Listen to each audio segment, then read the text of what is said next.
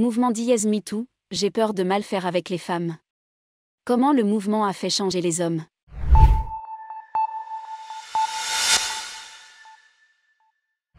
Dièse MeToo a entraîné une évolution des mentalités et des comportements. Même si certains hommes restent sur la défensive. C'était il y a 5 ans. Une onde de choc. Le 15 octobre 2017, l'actrice américaine Alyssa Milano publiait un message invitant les femmes victimes de harcèlement sexuel à témoigner sur Twitter en utilisant le hashtag #DièseMeToo. S'en est suivi une libération de la parole chez les femmes victimes de violences sexuelles ou de harcèlement. Un mouvement sociétal si fort qu'il a contribué à redéfinir les rapports entre les hommes et les femmes. D'abord en faisant prendre conscience aux hommes de la fréquence des violences sexistes et sexuelles que subissaient de nombreuses femmes, y compris dans leur entourage. À l'instar de Yanis, qui a répondu à notre appel à témoins, ce mouvement a clairement fait ouvrir les yeux à beaucoup de personnes inconscientes de pratiques pouvant être déplacées. Ce qui m'amène à penser que des heures de formation sur le consentement devraient obligatoirement être dispensées au 6e et 5e. Je ressens une culpabilité totale d'être un homme. Ce mouvement a ainsi conduit nombre d'hommes à revisiter leur passé et à s'interroger sur les comportements qu'ils avaient pu avoir vis-à-vis du sexe opposé, explique Christine Castelin-Meunier, sociologue spécialiste du masculin au CNRS. Avant, ils justifiaient certains comportements agressifs ou déplacés en avançant ce qu'ils pensaient être de bonnes raisons. Mais #MeToo leur a permis de déconstruire certains stéréotypes de genre et le modèle de masculinité avec lequel ils s'étaient forgés. Ils ont pris du recul par rapport à eux-mêmes, se définissent plus comme sensibles alors qu'avant, cela était considéré comme un qualificatif antiviril. Une remise en question qu'a vécu Jean-Pierre. Depuis #MeToo, je ressens une culpabilité totale d'être un homme.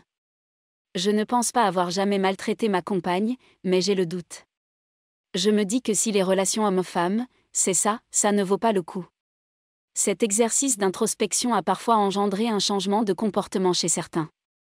Notamment lorsqu'ils veulent séduire une femme, ils prennent plus de précautions, plus attention à ne pas avoir de comportement déplacé, sont plus attentifs aux signaux faibles, comme l'absence de réaction d'une femme à leur égard. Alors qu'auparavant, ils pensaient que tant qu'un non n'était pas formulé, cela équivalait à un oui, analyse Christine Castelin-Meunier. Ils éprouvent un sentiment de flottement. Certains hommes célibataires se disent parfois déboussolés face à cette nouvelle donne, à l'instar de Sébastien. J'ai toujours été très timide avec les femmes et respectueux au maximum. Mais depuis #MeToo, j'ai peur de mal faire, qu'elles se sentent agressées si je les accoste ou si j'engage la discussion. Un autre de nos lecteurs préfère aussi prendre ses distances avec le sexe opposé. Je ne me considérais pas vraiment concerné par cela, mais maintenant, on peut être accusé pour une attitude mal interprétée. Je reste donc neutre dès que je suis en présence d'une femme. Je ne fais plus la bise, ne mets plus jamais une main sur l'épaule. Une appréhension que décrypte Christine Castelin-Meunier, ils éprouvent un sentiment de flottement, car ils n'ont pas encore intégré les nouveaux modèles de masculinité. Chez certains hommes en couple, #MeToo a aussi généré de nouveaux comportements. Notamment chez les plus jeunes, qui prennent leur distance avec le modèle paternel, dans la sexualité comme dans la vie domestique. Lors des relations sexuelles, ils se préoccupent davantage des réactions de leur partenaire, de sa satisfaction.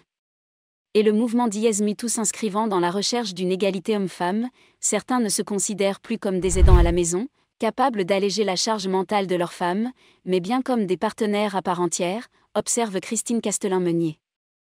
Une attitude défensive chez certains hommes. Si les mentalités de certains ont changé, la tendance n'est pas globale. Et certains hommes ont l'impression de payer pour les autres et restent perplexes à l'égard de #MeToo. Comme Kevin, ça commence à aller un peu trop loin. Les premiers baisers lors de rendez-vous galants devront-ils être annoncés, afin de s'assurer du consentement de l'autre? Devra-t-on faire signer une attestation de consentement avant d'avoir un rapport avec son partenaire? Sans ça, quelle certitude, que l'on soit une femme ou un homme, que cela ne se retourne pas contre nous quelques mois plus tard après la fin d'une relation, s'interroge-t-il. Un type de réaction que Christine Castelin-Meunier observe souvent. Certains ressentent une injustice car ils ont l'impression d'être accusés à tort. D'autres adoptent une attitude défensive car ils se sentent déchus de leur piédestal et éprouvent une forme de nostalgie à l'égard du patriarcat. Ces derniers vont se tourner vers des femmes qui marchent dans leur culture machiste, et il y en a encore beaucoup, souligne la sociologue. Reste à savoir si les répercussions de #MeToo continueront à se faire sentir, et si certains hommes ayant une attitude défensive finiront par mettre de l'eau dans leur vin.